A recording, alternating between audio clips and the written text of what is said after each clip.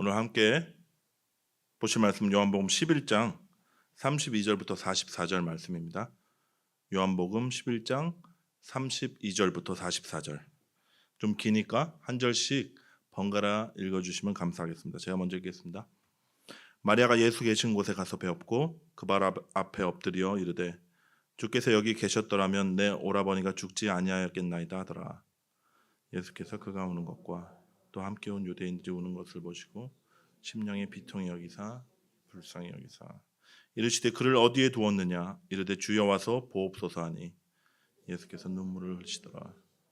이에 유대인들이 말하되 보라 그를 얼마나 사랑하셨는가 하며 그중 어떤 이는 말하되 맹인의 눈을 뜨게 한 이 사람이 그 사람은 죽지 않게 할 수 없었더냐 하더라.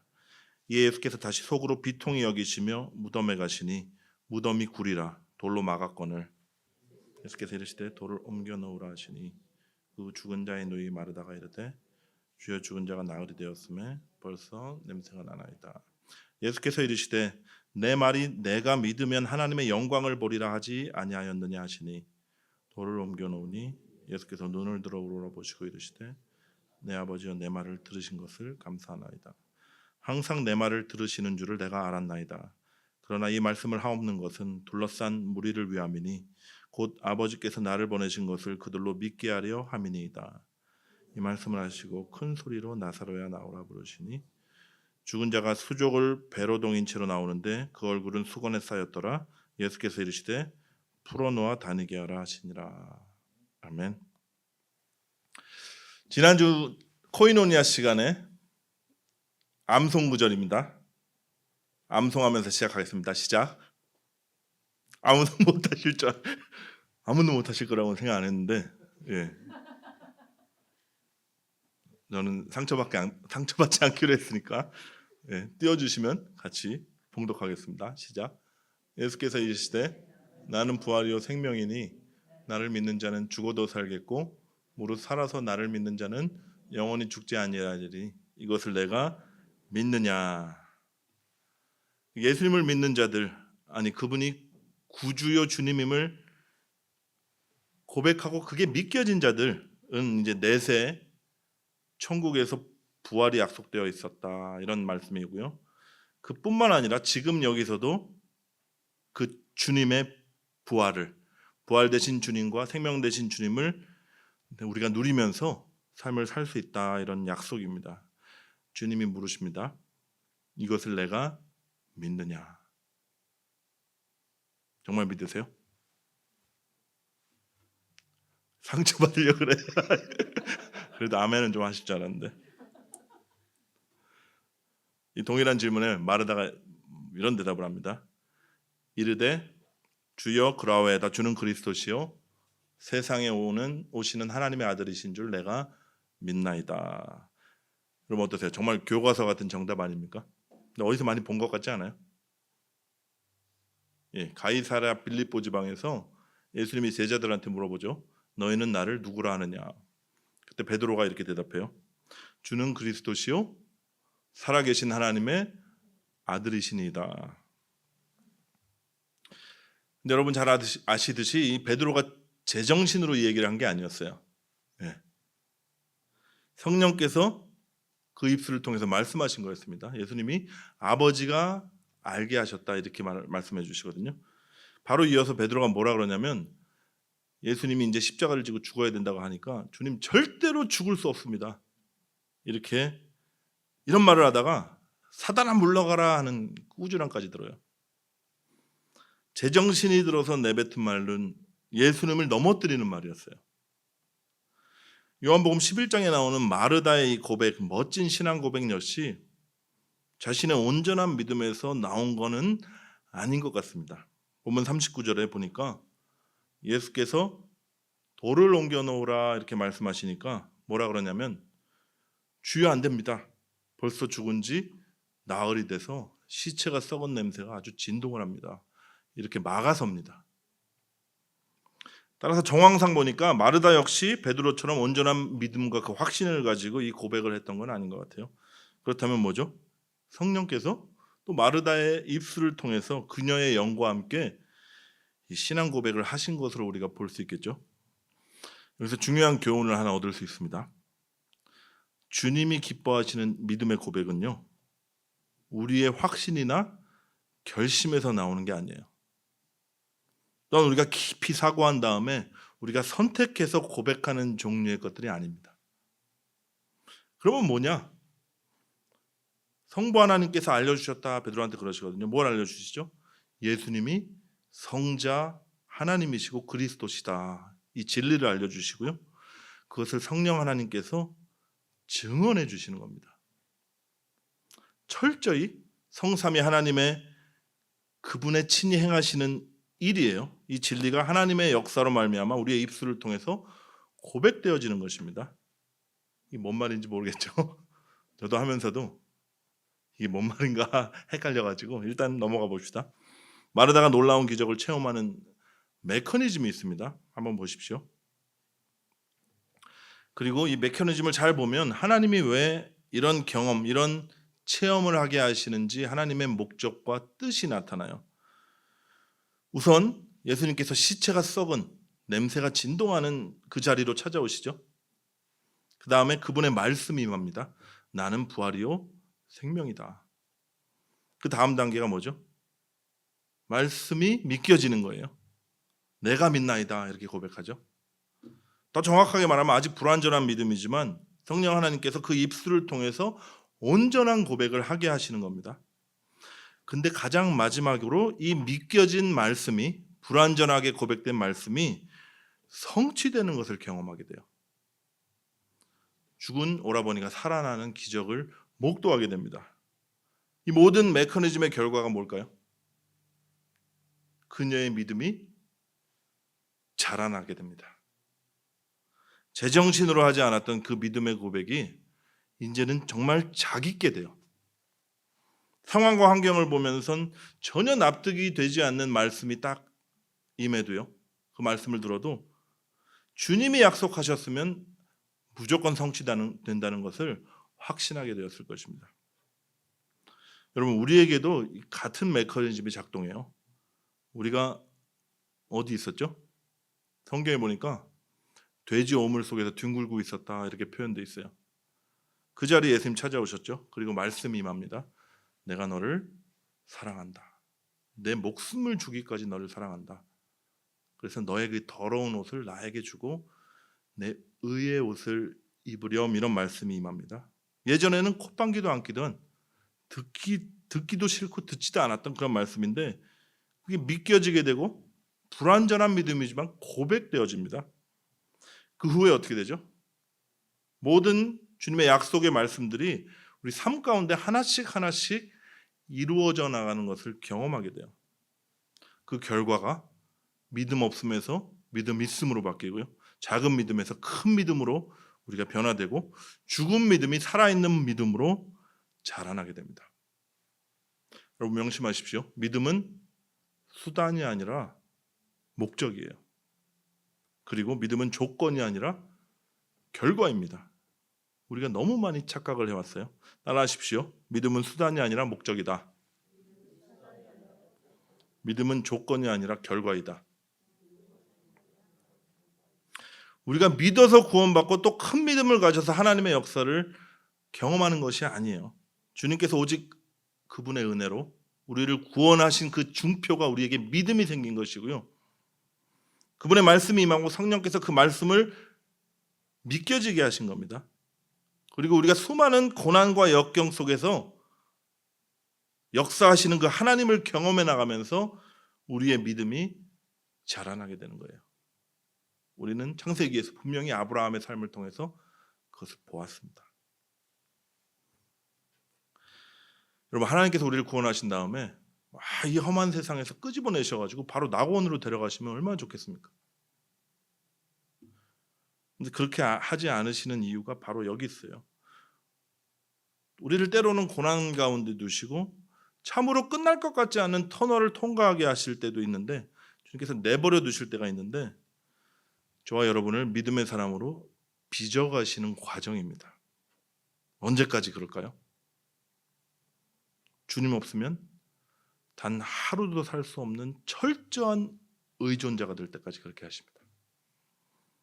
그래서 주님을 너무 사랑하게 되고 또 주님 한 분만으로 만족하다는 고백이 나올 때까지요.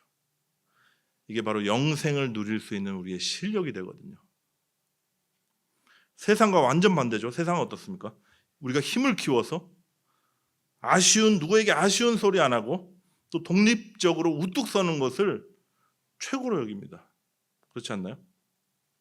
근데 우리 주님은요, 우리가 철저히 무력하고 불능의 상태에서 주님만 붙들게 되면 네 믿음이 크다, 그렇게 얘기하세요.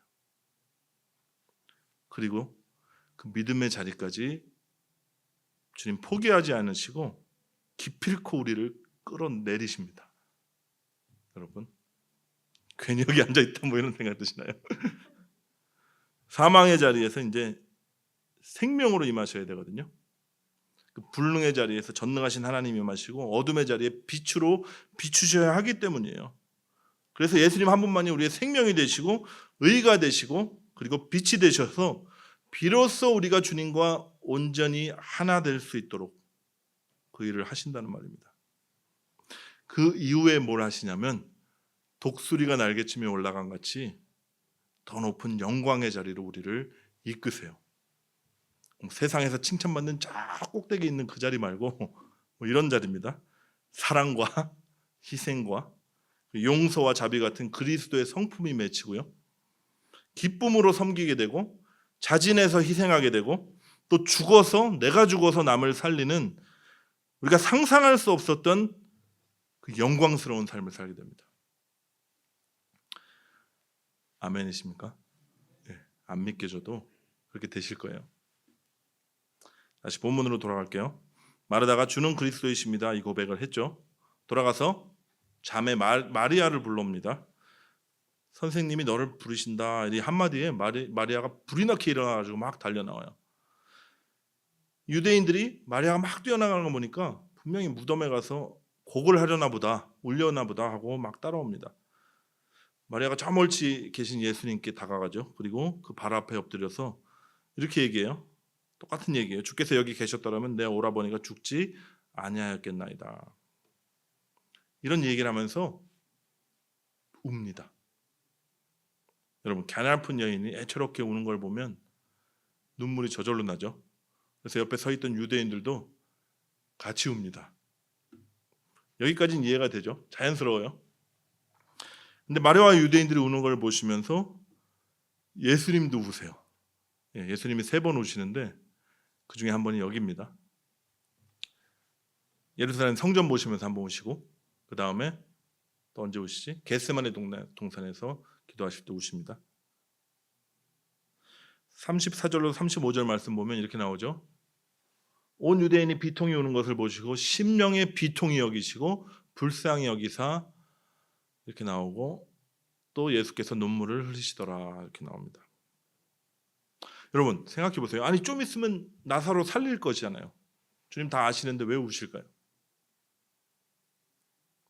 결과는 해피엔딩인 거 뻔히 아시는데 이 우는 사람들 보면 야, 조금만 기다려봐라. 이제 내가 너희들의 울음을 웃음으로 바꿔주리라 하는 마음으로 통쾌한 마음으로 그렇게 생각하셔도 될 텐데 왜 우실까? 여러분 예수님께서 뭐 우리가 드라마 볼 때 여주인공이 막 우는 거 보면 같이 울잖아요. 특히 MBTI가 저처럼 E이면 드라마 볼 때 좀 자주 울어요. 막 이렇게 뭐 와이프 있을 땐 잘 안 우는데 혼자 볼 때 웁니다. 혼자 볼 때. 형님도 자주 우시고. 근데 예수님이 그렇게 우셨을까요?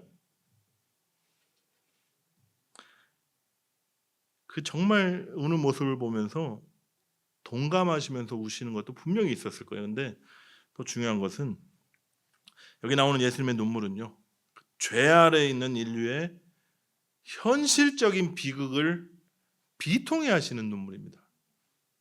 죽으면 다 끝나는 줄 알고요. 사망에 매여서 종노릇하고 슬퍼하는 인간들의 이 참상을 보면서 붕괴하시는 거예요.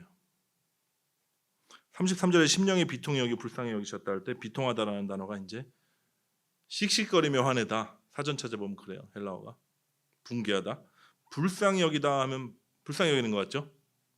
사전 찾아보면 이게 타라소라는 단어인데 마음이 격분하고 그리고 모든 평안을 잃어버릴 정도로 동요하는 상태를 말합니다. 예수님이 물 위를 걸어오실 때 제자들이 놀라서 막 난리를 쳤을 때 그 놀라다라는 단어가 이탈했어요. 따라서 예수님의 눈물에는요 이런 의미가 담겨 있지 않을까 싶어요. 나는 너희를 죽음을 최종 목적으로 두는 자들로 만들지 않았다. 죽음이 끝이 아니고 내가 인간을 창조할 때는 하나님의 형상으로 복되고 영광스러운 승리자로 만들었다. 이런 의미를 담고요. 죽음 앞에서 절망하는 사람들 보면서 붕괴하시면서 격정적으로 눈물을 흘리신 겁니다. 여러분은 어떠세요? 여전히 죽음 앞에서 아니 실패에 대한 그 두려움으로 낙담하고 계시지는 않으십니까? 내가 최선을 다했는데 도저히 어쩔 수 없는 그 상황 가운데서 절망하고 계시진 않나요? 오늘 성경에 나온 동일하신 예수님께서 저와 여러분을 보시면서 울고 계실지 몰라요. 예수님 우리가 사는 이 땅에 왜 오셨나요? 히브리서 기자가 이렇게 얘기하거든요. 그도 또한 같은 모양으로 혈과 육을 함께 지니심은 죽음을 통하여 죽음의 세력을 잡은 자 곧 마귀를 멸하시며 또 죽기를 무서워함으로 한평생 매여 종노릇하는 모든 자들을 놓아주려 하신다. 이러려고 오셨어요. 참으로 우리를 자유케 할 그 말씀이 임한 거고요. 그 말씀이 육신이 되어 오신 분이 예수님이십니다. 근데 우리는 여전히 죽음에 대한 그 두려움과 실패에 대한 염려, 그것에 한평생 매어 종노릇하는 것처럼 살고 있는 거예요. 그 배후에는 죽음을 가지고 우리를 완전히 올가매고 있는 마귀가 있다. 이렇게 성경은 증언하고요. 예수님은 얼마나 이 모습을 보면 한탄하시고 격분하실까요? 너희는 이렇게 종처럼 살라고 만든 존재가 아니다. 하나님의 형상으로 참 자유를 누리고 하나님의 영광을 너네들이 비추는 그 빛으로 살라고 내가 보냈는데 얼마나 마음이 아프실까요? 근데 예수님 야단치지 않으시고요. 이렇게 말씀하세요. 내가 너희 묶임을 끊으리라. 너희를 자유케 하리라. 제가 작년 여름에 이제 최전도사님 때 갔을 때 정말 주님이 저랑 전도사님에게 동시에 이런 마음 주셨거든요. 애틀란타에 마가교회를 개척해라. 근데 그러기 전에 제가 질문 드릴게요. 저희가 교회 개척에 대한 생각을 했을까요? 안 했을까요?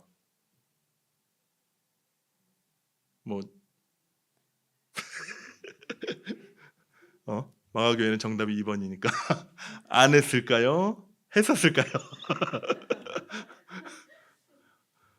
네. 해봤었습니다. 네. 선교지로 돌아가고 싶은 마음이 굴뚝이라서 열심히 기도는 했지만 그래도 저를 백지로 제가 내려놓겠습니다 하고 주님 이끄시는 대로 가겠습니다 하고 따르기로 했으니까 당연히 선교지 아니면 뭐겠어요? 예. 교회 사역이겠죠. 교회를 개척하든지 청빙을 받든지 부교육자로 사역하든지 이런 셋 중에 하나였습니다. 근데 개척에 대한 생각을 하면요 막연한 두려움이 있었습니다. 그게 뭔가 했더니 실패에 대한 두려움이었어요. 이런 얘기 너무 많이 들었거든요. 개척교회 하면 성공률이 10%도 아니고 5%도 아니고 1%다 이런 얘기. 자립은 아예 거의 불가능에 가깝다. 근데 그거보다 제 자신을 생각할 때 그게 많았어요. 내가 개척교회를 시작해서 담임 목회를 할 깜이 되나 이게 많았습니다. 솔직히 주님께서 이런 생각을 주시더라고요. 개척했다가 실패할 수도 있지. 그러나 그 실패가 하나님 손에 올려지면 주님께서는 실패를 통해서 우리를 연단하시고 또 선한 결과를 이끌어내실 것이다. 주님 안에서는 실패는 실패가 아니다. 이런 마음을 주셨고요. 또 하나 더 있다면 제 감동이 있었습니다. 내가 능력이 없어서 개척교회 담임할 깜이 아니라고 스스로 알고 있으니 됐다. 네가 자신이 없어서 안심이다 하는 그런 마음을 주셨어요. 제가 잘난 척하는 건 아니고요. 제가 하고 싶은 말씀은 이거예요. 그리스도인에게 존재하지 않는 단어가 있습니다. 그게 뭘까요? 지금 다 말씀드렸는데 실패와 절망이라는 단어입니다. 우리에게 실패가 없어요. 세상적으로 좀 안 되고 뭐 망할 수도 있습니다. 근데 그냥 그거는 사건일 뿐이에요. 이 사건이 주님 손이 딱 올려지잖아요. 그러면 우리를 믿음의 사람으로 빚어 나가시는 재료가 됩니다. 우리가 생각하기에 뭐 좋은 일이 일어나면 물론 좋겠죠. 근데 좋은 일이든 나쁜 일이든 크게 상관이 없어요. 모든 일들을 합력해서 선으로 이끌어내시는 그 주님이 계실 뿐입니다. 그러니까 절망이 없겠죠? 절망 없어요. 어떠한 상황과 환경이 우리를 절망케 하지 못합니다. 대신 뭐가 있죠? 영생에 대한 소망이 있고요. 그리고 자유가 있습니다. 매일 오뚜기처럼 일어날 수 있어요. 그리고 우리가 매일 죽는 것 같아도 부활하신 그리스도가 우리 안에 계시니까 날마다 부활을 경험하게 됩니다. 이게 주님의 뜻이에요. 우리가 그 삶을 살아라. 그리스도 안에서 누리는 참 자유를 너네들이 놓치지 마라. 진리를 알지니 진리가 너희를 자유롭게 하리라 말씀하셨고요. 그러므로 아들이 너희를 자유롭게 하면 너희가 참으로 자유로우리라 말씀하셨습니다. 오늘 그러면 이 말씀을 친히 성취하시는 장면으로 우리가 잠깐 가보겠습니다. 예수님께서 무덤에 가시죠. 무덤은 이미 큰 돌로 막혀 있고요. 돌을 옮겨 놓으라 마르다가 말리죠. 주님 죽은 지 나흘입니다. 열어봤자 시체 썩었네만 진동합니다. 예수님께서 꾸짖으세요. 내 말이 네가 믿으면 하나님의 영광을 보리라 하지 아니하였느냐. 이 말씀을 잘 한번 생각해 보세요. 믿음을 하나님의 영광을 보게 될 조건으로 내세우신 게 아니에요. 만약 그랬다면 너 믿음이 없으니까 그냥 텄다. 내가 이제 기적은 행하지 않겠다. 이렇게 하셔야지 말이 되죠. 그렇지만 예수님께서 그녀가 믿음이 있는지 없는지에 상관없이요. 하나님의 뜻을 행하셨습니다. 그리고 이렇게 오히려 기도하죠. 아버지여 내 말을 들으신 것을 감사하나이다. 항상 내 말을 들으신 줄을 내가 알았나이다. 그러나 이 말씀을 하옵는 것은 둘러선 무리를 위함이니 곧 아버지께서 나를 보내신 것을 그들로 믿게 하려 함이니이다. 이렇게 말씀하세요. 잘 보세요. 믿어서 기적을 일으킨 게 아니에요. 예수님은 이적을 통해서 믿음을 주시겠다는 겁니다. 믿음은 철저히 주님께서 행하신 역사를 통해서 우리에게 주어지는 거예요. 우리에게서 나오는 게 아닙니다. 정말 많이 오해하는 것 같아요. 다시 생각해 보죠. 우리 일이 잘 풀리잖아요. 문제도 해결되고 막 그러면 이렇게 생각하죠. 내가 반대로 일이 막 막혀. 문제도 막 생겨. 그러면 이렇게 생각하죠. 내가 기도를 안 해서 그런가? 아니면 기도는 좀 하는데 믿음이 없어서 그런가? 회개를 안 해서 그런가? 뭐 회개파들은 회개를 많이 얘기해요. 자꾸 이렇게 자기 안에서 원인을 찾으려고 합니다. 반대로 문제가 잘 풀리고 승승장구하는 사람들을 보면 이렇게 얘기해요. 저 사람 믿음이 참 좋아서 그래. 뭐 아니면 헌신해서 그래 주님께. 잘 보십시오. 많은 사람들이 다 자기 안에 이렇게 갇혀 있습니다. 모든 일의 원인을 나의 어떠함 때문이라고 생각하면서 자신을 묶어버려요. 여러분 아니에요. 하나님께서는 우리의 믿음의 여호와에 관계없이요. 당신의 일을 이루십니다. 그리고 그 역사를 통해서 우리의 믿음을 일으키세요. 그럼 또 질문이죠. 다 좋은데 왜 이렇게 일이 안 풀리고 힘들고 답답하냐 지금 내가. 여러분 원인이 참 많습니다. 최선을 다해서 상황과 환경이 안 받쳐주면 그렇게 돼요. 뭔가 준비가 부족할 수도 있고 실수가 있었을 수도 있습니다. 원인은 정말 많지만 중요한 것은 그 자리에 우리 주님이 찾아오셔서 하나님의 일을 이루신다는 거예요. 우리가 믿음이 좋으면 역사하시고 믿음이 없으면 에라이 믿음도 없는 자야 하고 그냥 가시는 분이 아니라요. 하나님은 당신의 사역을 통해서 우리 믿음을 자라게 하시고 우리를 자아의 감옥에서 해방시켜 풀어놓아 주시는 분입니다. 어떻게 놀라운 역사를 이루시는지 본문을 잠깐 보면 아버지 내 기도를 들으시는 것을 감사합니다. 이들에게 믿음을 주옵소서 이렇게 기도하신 후에 큰 소리로 나사로야 나오너라 이렇게 말씀하시죠. 이 말씀이 선포되자 여러분 다 아시듯이 예수님 이적 중에 가장 엄청난 일이 일어납니다. 오늘 본문 우리 마지막으로 읽은 하이라이트니까 같이 다시 읽겠습니다. 시작. 죽은 자가 수족을 배로 놓인 채로 나오는데 그 얼굴은 수건에 쌓였더라. 예수께서 이르시되 풀어놓아 다니게 하라 하시니라. 여러분 잘 보세요. 죽은 자가 살아났어요. 예수님의 말씀 한마디에 무덤에서 벌떡 일어나서 걸어 나온 겁니다. 이적 중에 이적이죠. 죽은 자가 살아났는데 근데 뭔가 이적이 미완성 같지 않으세요? 수족을 배로 동인 채로 그 얼굴은 수건을 쌓인 채로 나오는 겁니다. 여러분 한번 생각해 보세요. 온몸이 이제 배로 칭칭 이렇게 감겨 있잖아요. 뭐 어떻게 나오겠어요? 저도 한번 고민을 해봤는데 뭐 강시처럼 이렇게 뛰어나오든지 아니면 뭐 굼벵이처럼 이렇게 기어 나오든지 하여튼 참 볼품없이 나온 것 같아요. 아주 깨끗하고 멋있는 모습으로 짠 나타나서 마르다와 마리아에게 막 달려가서 얼싸안고 상봉을 하면서 이러면 진짜 해피엔딩 같은 영화 같은 엔딩이 될 텐데 잘 보세요. 여전히 시체 썩은 물로 더러워진 그 옷을 입고 있는 거예요. 여전히 냄새가 진동하는 수건으로 얼굴이 쌓여 있는 겁니다. 예수님 말씀하시죠. 풀어놓아 다니게 하라. 우리가 마지막으로 생각해 볼 중요한 말씀입니다. 풀어놓아 다니게 하라. 이상하지 않으세요? 죽음에서 살아나서 새 생명을 얻었는데 아직 묶여 있어요. 냄새도 여전합니다. 저 여러분도 마찬가지였어요. 우리를 생각하면 하나도 이상하지 않습니다. 우리가 주님의 전적인 은혜로 구원을 받았잖아요. 근데 여전히 우리의 삶 속에서는 썩은 내가 나요. 죽은 자 안에서 그리스도의 생명이 들어와서 산 자가 됐는데 여전히 나의 육신의 세상 냄새와 죄악의 썩은 냄새가 남아 있습니다. 나에게 여전히 묶임이 있어요.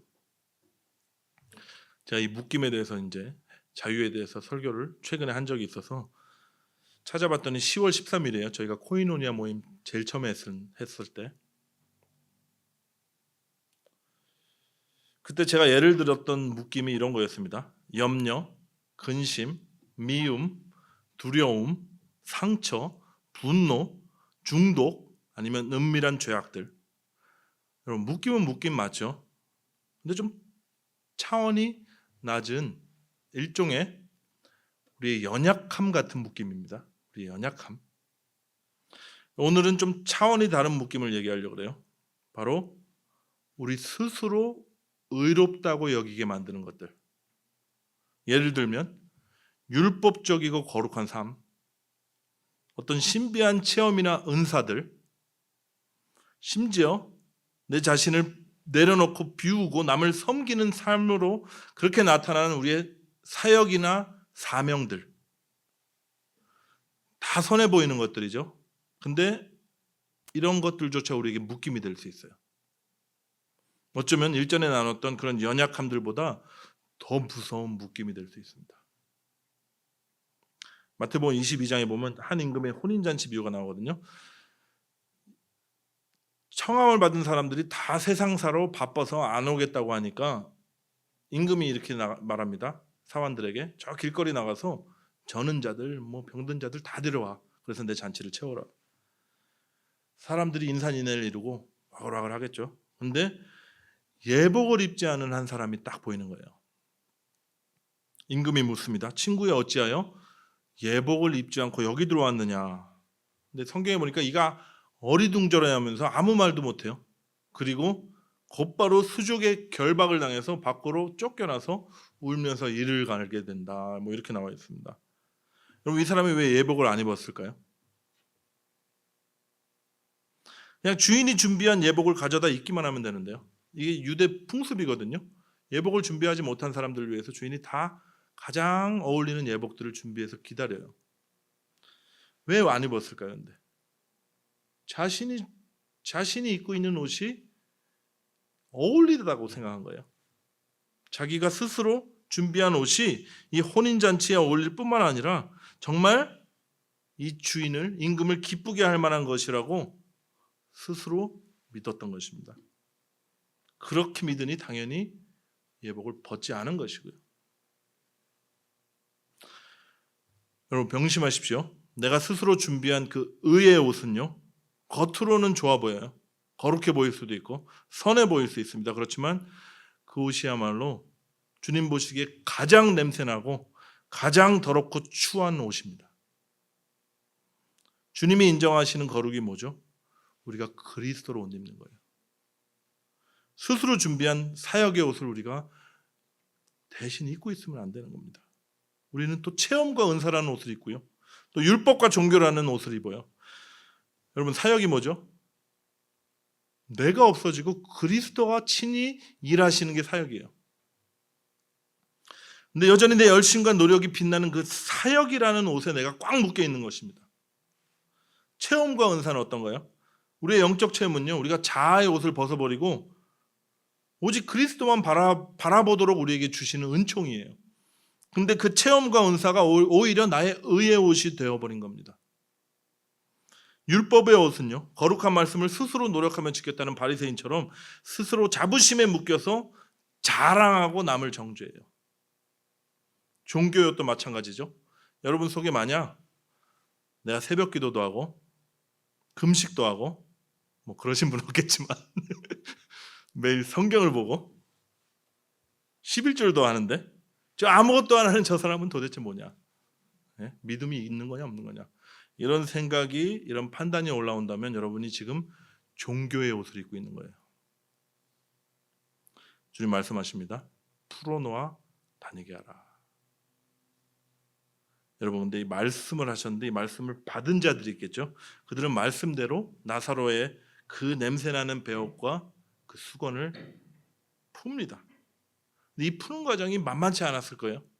왜냐하면 썩어 문드러졌던 그 육체에서 나온 그 진물들과 그 수위가 완전 엉겨가지고요, 마치 한 몸처럼 되어 있었을 테니까 갈라내야 하고 끊어내야 되고 뜯어내야 되는데 이 과정이 참 고통스럽습니다. 그래도 해야 돼요. 주님이 예비하신 그 참 자유와 참 안식을 우리가 누리려면 반드시 통과해야 되는 과정입니다. 하나님의 뜻은 저와 여러분을 그리스도의 형상으로 만드시는 것인데 그리스도가 아닌 것들을 잘라내실 때 뭐 얼마나 아플 거예요. 그럴 때 우리 소망을 가져야 돼요. 우리를 하나님께서 연단하셔서 그리스도만 정금이 되어 나올 그 소망을 바라보시기 바랍니다. 그리고 그리스도 안에서 누리게 될 진짜 자유, 그 자유를 한번 생각해 보세요. 우리가 영생의 소망 가지고 주님만 바라볼 때 넉넉하게 이길 힘을 주실 줄 믿습니다.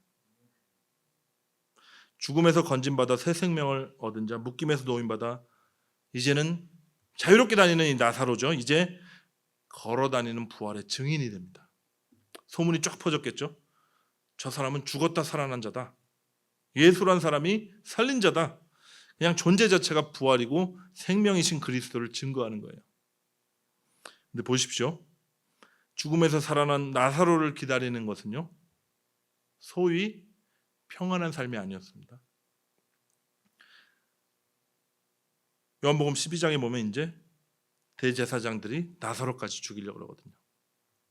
잡아 죽이겠다는 위협과 핍박이 기다리고 있었어요. 그리스도와 함께 그런 죽는 삶이 기다리고 있었습니다. 저와 여러분도 별 차이 없습니다. 우리가 죽은 자에서 그리스도의 은혜로 구원받았죠. 산자가 되었습니다. 자기 자신만을 위해서 살던 우리의 옛 자아를 이제는 죽었고 이제는 사랑하고 희생하며 섬기는 새 피조물로 우리의 삶을 통해 부활의 증인이 됐습니다.